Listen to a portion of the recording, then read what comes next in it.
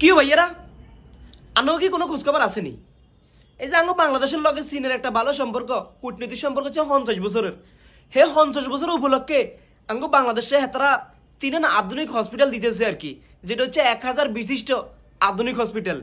তাইলে মনে করেন এই যে আঙ্গ নোয়াখালী বাংলাদেশের ভিতরে যে একান ধনী জেলা, একটা বাংলাদেশের ঐতিহ্যবাহী একটা জেলা, এই জেলাতে আমরা কি রিজার্ভ করি না এরকম একটা আধুনিক হসপিটাল? আপনারা অনেক বই রয়েছেন, এরা আর আর আপনার মতো যে হাঁটাগুলো আছে, এই যে আমরা বই বই শুধু কি এরা সারাক্ষণ ফেসবুকে দেয় আর এগিয়ে নিয়ে করি। ভাই হুন, আঙ্গু বাংলাদেশের সমস্যা কি জানোস নি? কারণ হয়েছে আমরা যদি এই যে কথাবার্তা না কই, আন্দোলন না করি, হ্যাঁ, তাহলে আঙ্গুর কে কোনো কিছু দিত না। আমি মনে করি কি কইতে রসছি, এই যে আঙ্গুর নোয়াখালী যে একটা সুনাম সারা বাংলাদেশে ন সারা বিশ্বের মাঝে যে ছড়িয়ে ছিটিয়ে আছে বুঝতি।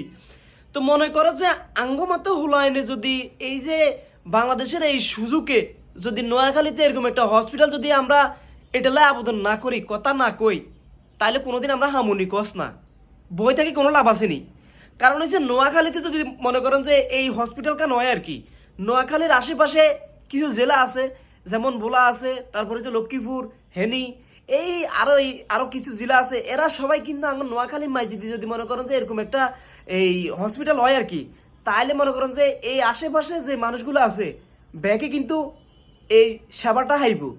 তাইলে আমরা সবাই একটু আওয়াজ তুলি না, নোয়াখালী যারা আছি ব্যাকে একটু আওয়াজ তুলি যে আমার নোয়াখালীতে 1000 বিশিষ্ট আধুনিক যে হসপিটালটা চিনি দিতেছে, এটার একটা আমরা নোয়াখালীতে চাই। আপনারা যেহেতু না হারেন ভিডিওটা একখানা শেয়ার করে দিন সবাই রে, যাতে করে আমরা নোয়াখালীতে মনে করেন যে এই আধুনিক একটা হসপিটাল আন্দোলনের মধ্যে মনে করেন যে আমরা আনতে পারি।